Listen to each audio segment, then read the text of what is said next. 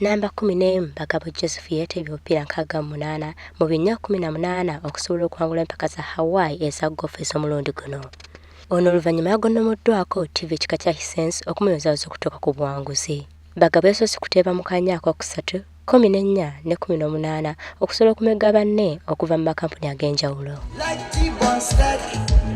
Ng'ayogera ku buwanguzi bwe yasoomozezza abatwala omuzannyo guno okuteekayo ebijiiji ebiremesa abantu okuteeba mu bunnya kuba ku ye kubadde kulisa bijanjaalo mpiso.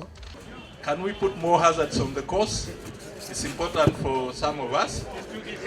I mean, the course is too easy. It's very easy to get birdies and pars.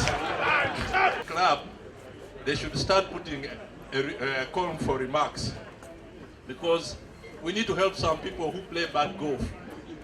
Ate mu bakyala Azuba Rose azanya namba 13 yateebye obupiira 75 era ye yawangudde ekibinja A. Ate ekito Gertrude namba 23 yateebye obupiira 75 okulebya ekibinja B.